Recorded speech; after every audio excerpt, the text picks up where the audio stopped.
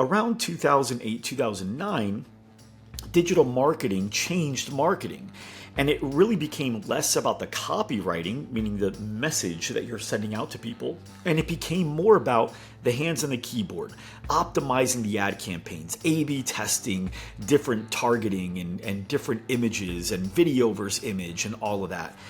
And it's weird because one of the things they said was, and I know this to be true because I've been in marketing for longer than that time frame, was that there was a point where copywriters was the highest paid person and the marketing team. They were just so valued. They were making $250,000 a year easy. And the people that were A/B testing were more like assistants and admins making it was like an entry level job until you worked up to a copywriter level. You start here to eventually move there. And once digital marketing came in, it changed to where now people were outsourcing the copywriting to people in the Philippines, and they were doing decent in it because it wasn't really that was the most important thing. It now became about how do you get in front of the right person over and over, and A/B testings and images. And now what you learned was the people that were doing that were not the assistants anymore. These were people that were actually getting paid 140, 180 grand a year, depending on how good they were, some even more.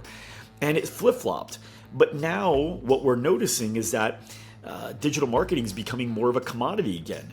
And really, it's not just about getting with the best guy that's hands on the keyboard anymore. And little by little, those people are earning less money, and the people that are rising to the top are the copywriters again. Because the one thing that's going to differentiate one ad from another today is going to be your ability to speak to that prospect and get them to feel something. And so in this particular episode, I'm sitting with Michael, co-founder of SupaFitGrow out in Australia. These guys have an incredible company that helps build winning ad campaigns for gyms.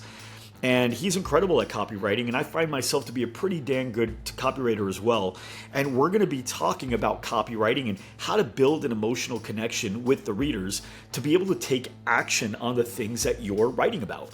And it's an interesting topic that I think may or may not be interesting to the wrong people at first because they're still removed from marketing and they think it's more about the optimizing. But in reality, if you really plan on being in business in the future for the next 10, 20 years, and you really, really want to be ahead of the curve, this is an episode you are going to want to pay attention to because the copywriting is getting more and more important than it's ever been, and it's not going to slow down. So, Michael, I wanted you to talk with me today specifically about something that wasn't that important in 2015, 2016, all the way up until about 2022. 2023, it started to get more important. Right now, it's crucial, and it's going to get more and more important as we go, and it has to do with copywriting. You were at GSDCon. We had some of the best marketers of all time on the stage. I mean, the biggest names in marketing were up on stage. And one of the things that they mentioned was how from 2011, when digital started getting really prominent, until about last year, it was really about people that knew how to optimize ads that got the best results. So it didn't matter if you were a good copywriter or if you were creative or you created good videos or anything like that. It didn't matter. All you had to do was know how to optimize ads, how to A/B test and do stuff like that. And those that did that well won. The funny thing is, prior to that time, those guys were like admin people. You paid them like $25,000 to $35,000 an hour. They were commodity because it wasn't that important. Then they became really high paid. You saw a lot of account managers making 50 to 120 grand a year, if not even more, depending on how good they were. And now the copywriters, which most people were just outsourcing in 2015 to 2022, now the copywriting is back because it's gotten to the point where Facebook, which includes Instagram, Meta, Google, YouTube, they've kind of like balanced it out where it's like, look, an impression's costing what an impression's costing. And at this point, it's not about how well you optimize. That's a piece. It's a smaller piece. But really, it's about how creative and how good you are at copywriting. And with that, there's an opportunity. The opportunity is most people that run ads, especially for gyms right now, suck at copywriting because it's been one of those, if you don't use it, you lose it. You guys have valued it for a while, so I don't think you've necessarily suffered from that problem, which is great. So with that, I wanted to talk to you about that. Copywriting, like what is its place in marketing today, and what do you think it's going to look like over the next 3 to 5 years? it's just going to continue to get more and more important, Mike. And what you said is so true. I like to look at it the 80-20 rule. So 80% is what you put into the ads platform. 20% is on the back end. It's the optimization. It used to be the other way around 5, 6, 7 years ago, meaning that it's a creative platform. So it's about the copy, the creatives, the offer, all the strategy. That's what's most important. If you don't have the right inputs, then you're not going to be able to do all the back end optimization. Nothing you do on the ads manager from an optimization perspective is going to get good results. And if you don't put the effort in with regards to copywriting, with regards to understanding your brand and doing the research that's necessary and putting that extra effort in, then you're just going to get lost in the crowd. Because what we're seeing now is you just have to jump into the Facebook ad library, or you just open up your Facebook news feed, and the copy that you see, it's run-of-the-mill copy. We're generally getting very, very lazy as people. We're seeing average, and average is not going to get you the results that you really want to be able to grow your business. And so people are leaning on the tools that are out there, such as ChatGPT, and these AI tools are absolutely fantastic. But similarly, if you're putting average inputs into your AI for support, you're going to get average outputs. And so it all comes back to doing the appropriate research, really understanding your brand, understanding who your avatar is, and actually putting that effort in. And anyone can actually do it. Anyone is capable of being going from an average to good and good to great copywriter. You just need to have some planning. You need to understand what the planning process is, and more importantly, what is the copywriting structure that works best for your industry. And we're obviously talking about gyms and fitness. So there are certain structures, and we can go through that a little bit later, that work best for the industry. Yeah. And it's funny when Facebook started coming out, it was like, just do a free week, free session. It doesn't matter.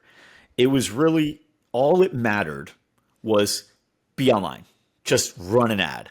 I remember we did no targeting, and the targeting was limited to 25 to 55-year-old females within a 5-mile radius of the address of the business, and then a free week offer. You literally could have used the same copy, generally the same images, and you'd get $500 ad spend would get you like 400 to 600 leads. It was a wonderful time. And then about 2020, 2021, it became very important that you get a good offer. And Hermosi, I think, wrote a whole book about it. And Alex and I are friends, and we've talked about this before, but he nailed it when he really wrote that book, because it really was about the offer. And now it's kind of taking it a step further. It's not just around the offer, but it's around all the things around the offer to make it attractive. Because how good can your offer be? At some point, if everyone keeps matching each other's offer, at some point, it's like, what's going to be the difference? If everyone's maxing out the most they could possibly give away, at what point do we have to add another variable? And that other variable is, how do you speak specifically to an avatar, which is what you were mentioning. And so, what do you see? Yeah, go ahead. I want to hear your thoughts on that. Yeah, I want to build on that. So you can have an incredible offer, but run-of-the-mill copy, and two things will happen. It won't convert, so you're not going to get any leads, or you're going to get lots of leads, but the leads are going to be poor quality because they're only going for that specific offer. We're not attracting the right type of audience. Mm-hmm. Very, very important, those two things. So having the right type of copy, meaning talking to the avatar, understanding what their pains are, and again, we'll go into some of those frameworks in a moment, is so critical to accompany that offer. Because if we keep going with an offer that's free with guarantees, that's almost unbelievable, it's almost an objection in its instance, because if the offer is too unbelievable, we're already pushing people away. 100%. And you know what? It's one of those things where there's vanity metrics, and then there's the KPIs, or the metrics that really matter. And so the vanity metrics are like cost per lead, right? Like, hey, look, man, we just got you $1 cost per lead or $3 cost per lead. Yeah, you did. I've gotten like 8 out of 100 on the phone, right? Or I've gotten 8 out of 100 to actually come in the door. When in reality, you should be converting 15 to 20 of those 100 into actual paying members. So the two metrics that matter the most, we've talked about this before, is lifetime value and customer acquisition costs. We want a 10-to-1 ratio. So I don't care if you got me 100 leads. I'd rather have 20 leads and have 10 of them buy than have 100 leads and have 10 of them buy, because I had to waste a lot of time following up with those 80, right? Now, you guys do a good job of getting a low cost per lead and a high conversion, but at the same time, I know you got a thought here, but what's your take on these different metrics, the vanity metrics versus the ones that matter? Also, we also want the right type of leads. So low cost per leads, fine. Getting those conversions, great. But we want to actually keep our members. We want to have increase that lifetime value of our members, meaning we want to be attracting the right type of people that are congruent to the membership base that we would like, that match our community. And so attracting the right type of lead in the first instance is so critical, because if we're converting that prospect and they're coming into our community, then guess what? They're going to be staying a lot longer, right? Because they're the right type of fit. No point just attracting anybody. They come in for that introductory offer and they don't last more than two or 3 weeks. And then what's the point? We've just wasted money there. Agreed. And so for a little bit more depth on enhancing the offer, not necessarily by sweetening the deal, but by making it seem more specific to that particular person, I wanted to elaborate on it. So we had a client, he got 309 leads in 9 days organically. Now, he also got a bunch of leads, paid ads. Actually, that was a different client, got paid ads, but the same offer. One did organic, one did paid ads. Both of them got a ton of leads, more than what they're used to. They did it during Mother's Day, and they ran a Mother's Day ad. Now, both of them have agreed that their demographic, their ideal demographic, is a woman. That's a mom, likely 2 or more kids that are still generally young, and they're busy. Now, we got into the psyche of what makes that mom that mom. We actually asked like 30 or 40 moms that fit that demographic, what's your day look like? And they feel like there's 7 people at once. You know, they've got to be the mom, they've got to be the wife, they've got to be the employee, they've got to be the house manager, they've got to be the cleaning person, they've got to be everything, right? They feel like they've got to do it all. They got to be the taxi driver. So they felt busy. And what we also learned was they were last on the list. They were the last person they took care of. So we're like, okay, that's the other thing too. Well, the other thing is they turned their head to the word mom more than to their own name. So when they're out in public, if they heard their name, they're less likely to turn their head than if they heard mom, they're more likely to turn their head, which is interesting, right? And we asked all these different questions. By the way, this is marketing. That's what it is, right? Like really understanding that avatar at a deeper level, not at the assumed level. And then we built a campaign with a copy that spoke directly to that person. We talked to who they were. We used the word mom quite a bit, not you, because we learned that that's what they turned their heads to, right? Mama. And then we also included certain giveaways that were value stacked, that were super low cost, but made the offers sweeter without us having to spend more money, but made them feel like this is a no-brainer. And at the end of the day, ultimately acquired more members at a lower cost per lead than they ever have. By the way, I'm going to give that away. So everybody here listening, if you go to loudrumor.com/great-offers, loudrumor.com/great-offers, that'll actually take you to the video. It's a talk that I gave at GSTCon where I broke it all down step by step by step. And you could see why I included certain things in that copy and how it worked. Because if we just gave away stuff without the way that we structured the copy, which we've tested, significantly lower results, significantly lower. So it's not just about the offer. It's about how you present yourself with the offer. That's a big part of it today. Michael, so what are some things like right now? You're in like this. I don't know what's like in Australia. I know that's where you're at, but for here, August, like there's nothing going on in August, right? Maybe some back to school stuff in Arizona and some other states. But what are some things that you're creating copy around? Are you using seasonality? Are you using holidays? Are you using certain times of year? Or are you just talking to a specific person that's kind of more evergreen no matter when it is? What is your philosophy, or do you mix it? Definitely a mix. Definitely a mix depending on the time of year. Obviously, those key seasons are great. Where seasons around winter or summer, Mother's Day, Father's Day. We definitely use some of those seasonalities within our copy, but they're short lived. What we like to explore more is more of a long term, mid to long term strategy, and then employ some of those seasonalities just to give it a bit of flavour at the right time of the year. But I really love what you just shared with everyone around understanding your avatar. And we sort of talk about that. What does understanding your avatar really mean? That is really part of the research process. I'm sure there's a lot of people in your audience right now that already have existing membership base, but have you taken the time to really talk to your members and understand why they came into your ecosystem, into your facility in the first instance? What were some of the pains and problems and challenges that they were dealing with prior to joining, and what was their experience like during the time that you've actually supported them to reach their goals, and how they currently actually feel right now during that process, and what have they been able to achieve? And having that real in-depth conversation with your members and clients really gives you a full picture of your ideal type of avatar and what their psyche, what they're actually going through, what they're thinking, what they're feeling, what they're going through. And everyone's different, but you'll see certain patterns and trends.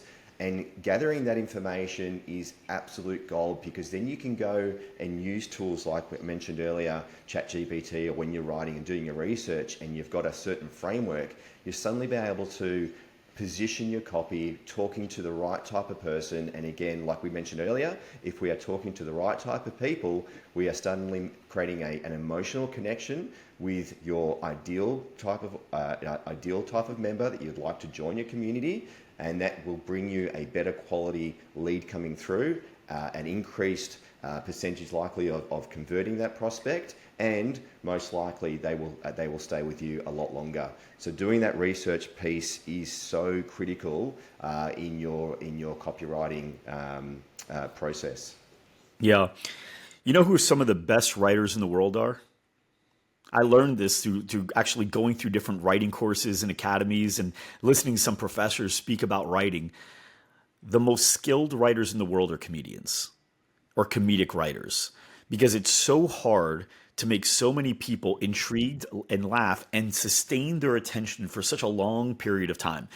And I bring that up because I remember speaking to somebody that worked closely with people like Seinfeld and Kevin Hart and who's Dave Chappelle, Martin Lawrence. And what he said is there's two main camps of comedians. There's the real creative ones that are really good at paying attention to things that the majority of the world can understand and pay attention to and relate to. And then there's the lazy ones. And the lazy ones are ones that do self-deprecation humor. They just make fun of themselves. It's easy. It's low-hanging fruit. Make fun of yourself, people are going to laugh, right? So like people like Seinfeld never really did that. Dave Chappelle doesn't really do that, right? Like they're really good at storytelling, and they don't just do easy shots of themselves by calling themselves fat or dumb or whatever. Like they're clever. And with writing, I feel like in advertising, there's really good creative writers, and then there's the lazy ones, the ones that go after the low-hanging fruit. It's easy. For example, like, and by the way, if you're ever looking for somebody to run your ads for you, you can tell. I'll give you the easiest way to tell if the company you be hiring is a lazy ass company. You ready? We will guarantee you results or you don't pay. That to me is like, look, here's the deal. If you didn't get me results, I don't want to work for you even for free, because even that costs me money. Right? So I want to know, how can I work with you? Not because you're going to guarantee me. First off, if you're going to guarantee it, give me money back, right? I'd rather have that. But how can you actually do something that's different in the market? What I really like about the way that, like your approach, is that you don't really do all that lazy stuff. You actually have layers and levels to your process. And I wanted to talk about that because I think it's important that we realize that before you can get somebody to, take action at this stage, where we're at now in the marketing world, you've got to get them warmed up a little bit. There's a warm up process, a familiarity level. So walk me through and walk everybody through like what that looks like for you. 100%. So yeah, lazy, cookie cutter is another terminology I like to use. So, we see a lot of copy and paste type jobs, and it's all very good well to do your research and go to, again, Facebook ad library and have a look at some decent copy, but just copying and pasting it and changing a few words, it's just not gonna cut it anymore. So from a copywriting perspective, I like to look at it as a 4-step method from a bird's eye view. So you have to do your research. From your research, you move into your strategy. So once you have all the information, you can start thinking about your copywriting strategy. Then, only then, once you have all of that done, you go into your writing mode. So it's a completely different frame of mind. And if you are writing your own copy, I do recommend that you do that in the morning when you're fresh. Maybe you've gone for a run. That's the time that you would want to.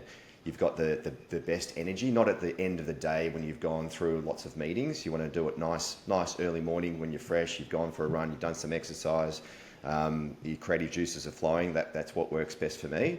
And then once you've finished that process and you've got your copy, you want to be testing different variations and also learning from the data. So again, it's a constant testing and learning process. It's not just one piece of copy and see what works. Many variations, learning from the data, and continuing to improve as you receive that feedback. From a research perspective, you want to understand your USP, meaning what is different, your unique selling proposition. How do you differentiate your services, your product, your offering to your competitors? What is unique about yourself? You want to list, 5, 10 different points that really defines who you are. Really quick, can we dive? I want to dive into that because I think a lot of people struggle with that. I've got a few examples. If you have some too, we can hear them. But I got a few examples of USPs that I've heard over the last couple months that I've really liked. And so one of them was this company. I can't remember their name. They're out in Austin, Texas, and they actually. What makes them different is they focus on getting you to be biologically 20% younger. And Love that. so what that means is not chronologically, biologically. So they actually do tests to determine here's where you would be. Here's where the average person that's 20% younger than you, here's where they're at. Here's what their body looks like. Here's how their body responds to things. Here's how many push-ups they can do, how long they can sustain this, whatever. Here's where you're at. Wherever you're at, they want to get you to be 20% younger and either sustain you there or even get you even younger than that. So the focus is, and that's your USP, like, listen, I don't care how old you are, chronologically, biologically, we're going to make you 20% younger than you are now, at least. And ideally 40%, 50%, right? And so that's exciting for someone that's 50, 60 years old, right? To be able to perform like a 30-year-old. So if you go 50% younger. So that was what I really liked, right? Because I haven't heard that really. And they have ways to measure to be able to show, hey, this is the progress we made. You're now 7% younger than your actual age, or you're 11% younger, and they can keep tracking. I think it's really cool. Yeah, very cool. Yeah, and the other one that I really liked, recent one, actually, I just talked to this person a couple of days ago. They focus, they do the entire demographic that pretty much every studio does, but they have specific classes for people that are, I think it was prenatal and post pregnancy, and it's really focused on that. And I said, talk to me about that. Why is that so awesome? Like, you seem really excited about it. They said the community there is stronger than any other community because they all know what they're going through. Like they all have one thing they're going through in common. And I thought that was really, really cool. And they said, and even afterwards, once they're back normal, that's a person that stays forever, right? Like they're just awesome. We get them in that group, we keep them. And so what she said was also really awesome about that was for employees, because that is a little bit harder you need a little bit of a higher level of intelligence to work with that. You can't just put any trainer on that. And so she actually would put them through a weekend course that they would pay for in order to be able to be a trainer that's certified in that style that would now earn like $6 more an hour. And so for them, yeah, they spend more to be that, but then they earn more as they go. And so you're having USP for trainers to come with you as well and attract other clients so they can earn more money than other places that they've been and be able to work with a demographic they may not be able to work with anywhere else. I thought that was pretty cool. So that's an example of a USP. Very, very cool. Or if you're a EMS studio and you do 20-minute workouts, the same workout length or the same calorie burn as an hour at a normal gym is another example with a client that we work with. So really understanding USP and how you're different to everyone else is key in your research. Obviously, we spoke earlier about understanding your ideal avatar, and the best way of doing that is talking to your existing members and even looking at your member reviews and testimonials and understanding the language that they talk in terms of their review, because you can pull some of the language into your copy, because again, that copy language will resonate with your audience that you're talking to. Obviously, your brand and style guides are important. So your tonality, your voice, how you actually want to write your language. Is it casual? Is it professional? Is it humorous? So really understanding which tonality you would like to talk to, and then doing a little bit of competitor research, but not getting blindsided, not too much as well. And when I say that is, you don't want to be focusing too much on your competitors. You want to focus on yourself, but take your competitors into consideration as you are building your building your research document, and that's really sort of the start of that research piece. There's obviously a lot more that you can go into it, and then you sort of take all of that and you move into your strategy. So from a strategy piece, I like to think about the different types of angles that you can actually write in. So one angle could be that you're talking to, let's say we're doing a copywriting for a Pilates studio.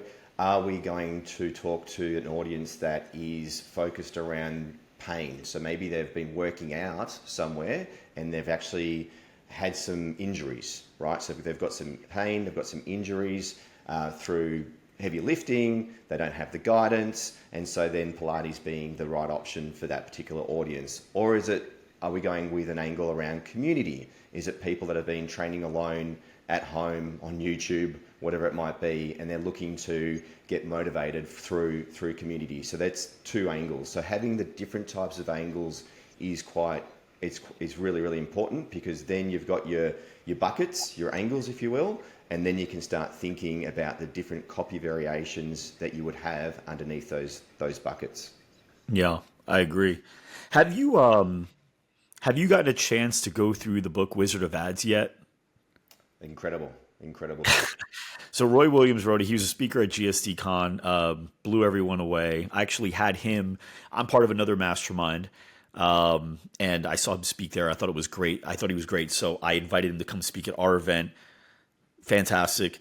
And then I bought his book, and they're great because it's only like one-page chapters, I think, so it's super easy to get through any chapter. Very easy. You feel very productive, but he makes you look at writing in such a unique way. Like you almost look back and be like, oh my gosh, I can't believe I wrote copy the way I've done it before, because I do sound like everybody else. I do sound boring. I do have this, like everyone's doing this free week, 6-week challenge, whatever.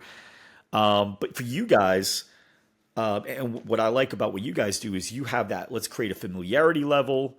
And then from there, now let's speak to you at a deeper level now that we get to know you. What's the difference in writing for the two different levels? Level one, meaning I don't know you, you don't know me. Here's who we are, or here's a first attack for us, right? First way that we're going to introduce each other. And then the second level where it's like, hey, remember us? What does that look like? So you're talking more about your brand awareness and offer, different types Correct. of... Yep. Right. Okay. So yeah, good question. So you've got you got top of funnel, and you would say bottom of funnel type copy. Top of funnel meaning your brand awareness copy. So that's talking to an audience that maybe are not familiar with who you are. And so this type of copy tends to be shorter in length, and it's really talking about yourself. So this is your opportunity to educate the audience, I would say a colder audience, they're not familiar with your brand, around who you are, what you're about, your value that you offer, and it's all about your brand. So that's your time to really tell people about your services, your unique offering. From a lead generation perspective, that's the opportunity to talk to your audience. So again, I'll use that 80-20 rule. 80% of that copy needs to be about that member, that prospect that you want to attract, and it's storytelling. So it's really creating that emotional connection through storytelling and highlighting the benefits of that your service. So how they're going to feel, what are they going to experience like. Again, very little selling, all storytelling about their experience. So very, very different very different layers. And from a storytelling perspective, I'd like to share some examples of some frameworks of how that could actually sound in real life in comparison to what we see in terms of average cookie cutter style copy. And I've got something on my screen. I'll read it here. This is just something I picked up this morning. I went onto the ad library. It took me 5 seconds to find average copy. So I'll read it now. Very, very simple. You see this all the time. So here we go. At Pilates Austin, we elevate our goals and make magic happen. Pilates can help reduce inflammation, strengthen the entire body, help keep your immune system strong.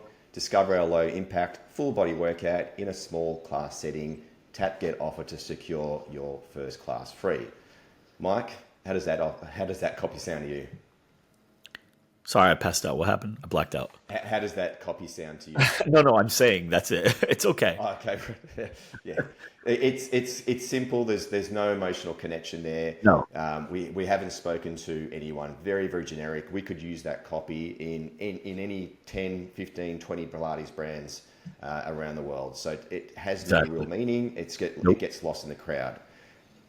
As opposed to this, I'll read this, and this is following a hook, story, segue, sell framework. So, and we've tested this copy with our clients, and we've seen up to 4 times the volume of leads, better quality leads, with the same budget spent. I'll read it now. I've always been the kind of person who puts everyone else first, especially as a mum in Austin. Already, this is like following the same style and the same philosophy that we talked about for the Mother's Day stuff, right? So you understand the avatar. Okay, sorry, start over again. Let's keep rolling. But I'm already like into it. Yeah, it's good. I've always been the kind of person who puts everyone else first, especially as a mum in Austin. But recently, I started noticing something was off. I felt sluggish, stressed, and my clothes didn't fit like they used to. I kept asking myself, will I ever find the time for me? So that is the hook. Then we move into the story. That's what my friend Sarah felt too. And she knew something had to change. She was exhausted from juggling family and work, and the lack of energy and confidence was dragging her down. She realized she couldn't continue like this and needed a change before things got worse. Now we move into a segue. That's when Sarah discovered a new way to reclaim her health and well-being. She found a community that offered a unique blend of Pilates, yoga, and tone workouts, helping her transform both inside and out. Now she feels stronger, more flexible, and full of energy, all while balancing her busy life. The best part, she didn't have to sacrifice her family time to achieve this. And only now do we go into the sell. So, if you're like Sarah and me, feeling like you need a change to boost your energy and confidence, it's time to take action. Click below to join the Pilates 5-class intro experience and discover a fitness journey that fits your life. Don't wait, make the time for you today. Perfect. Love it. So that copy's already been tested. Tested copy, and generally speaking, when we change copy from your generic cookie cutter, keep the same offer, nothing else changes, we can see up to from a $60 cost per lead reduction down to $15 to $20. It's a remarkable difference. If you're for the ads nerds out there, the click-through rate increases by 2 percentage points, meaning that more people are actually clicking through into that ad because it's resonating with the right type of audience. Wow, that's amazing. By the way, who we're talking to is Michael of SupaFitGrow. So if you guys haven't gotten with those guys yet, SupaFitGrow, and that's SUPA fitgrow.com, right? That's it. Yep. Perfect. So now before we go and make a whole bunch of changes, this might be the problem that you got, right? Lead generation. Like we just may need more leads, more qualified leads. We don't know for sure. So if you go to scorecard.loudrumor.com, you'll be able to actually see like, okay, what is our biggest constraint? Because if it is this, solve the problem. If it's not this, solve that problem first before you start solving another problem. You don't want to go fix a part of your body that isn't the injury that's actually causing you the pain. Otherwise, now you got like just more work to do and you're still not solving the problem. So we want to make sure we focus on the biggest constraints first, and you can do that at scorecard.loudrumor.com. Okay. So Michael, I don't want to go too deep down this rabbit hole, but I do want to have further discussions with you down the road on copy. In fact, I think it'd be great to have a full episode eventually where we just do what we did and like, hey, let's go through like some copy. Here's bad, here's good, or here's bad and what we could have done to change it, right? I think that would be an interesting episode to just get your take on it and we could dissect it. How's that sound? Sounds very good to me. I'm looking forward to it. I love it. Okay, we'll do a part 2 review on copywriting in the future. But for now, Michael, thanks so much for coming on board on the GSD show and joining me today. Appreciate it, Mike. Thanks for being here. Absolutely. For everybody watching, for everybody listening, thanks so much for tuning in, and we will see you next time.